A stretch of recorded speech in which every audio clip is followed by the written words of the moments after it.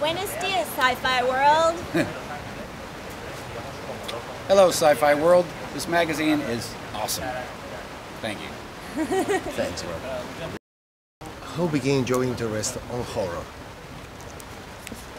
Well, I guess when I was a little kid, just watching TV, there was always movies on. I mean, I think the first horror movie I ever saw was King Kong, you know, and then stuff like Frankenstein, Dracula. That was always on television, so that's what got me interested in it. Okay. In a recent interview, you told 31 is your most me movie. And what does it mean? It's your most personal one?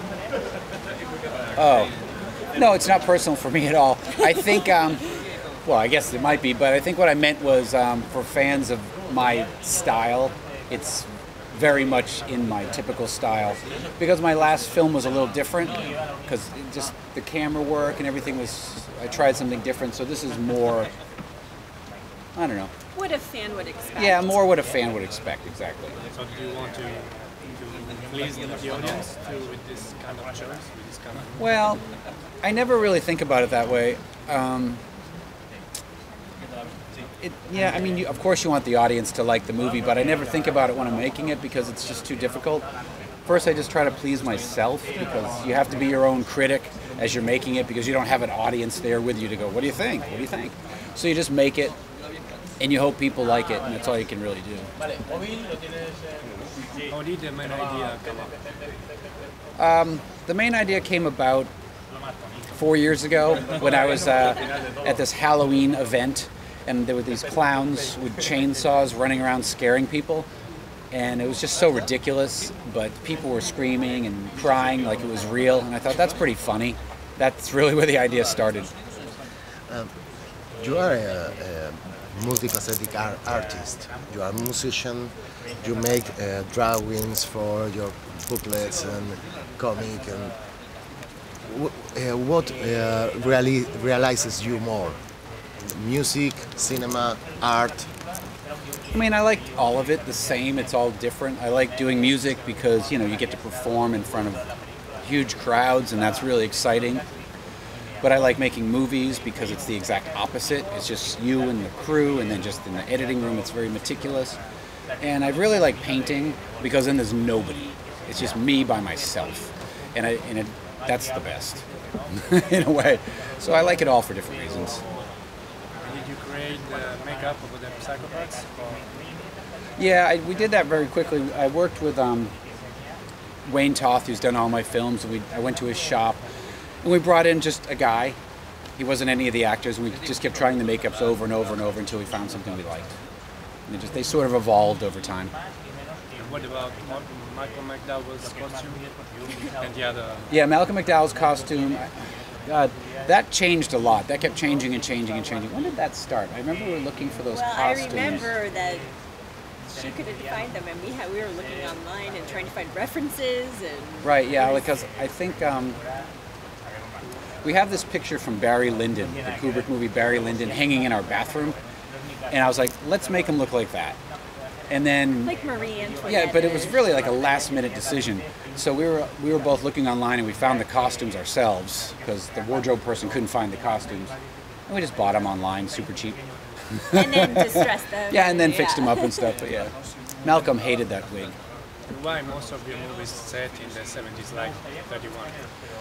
I just like that time period. I like how the people look. I like the music. I like everything about it.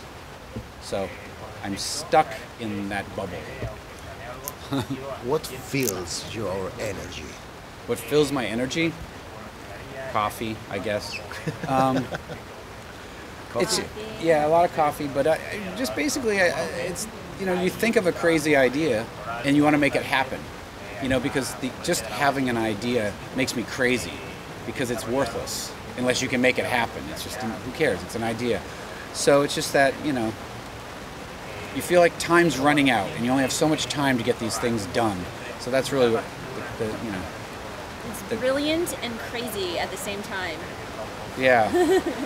Well, and I think turning 50, that made me realize time's running out. I better hurry up. Someone told me one time that you are the Franz Zappa of our time. Oh, Yeah, I don't know what that means. Alice Cooper said that to me, and he actually knew Frank Zappa, so I took that as a good compliment. I love Frank Zappa. Yeah, it's a good comparison. Yeah. About the movie.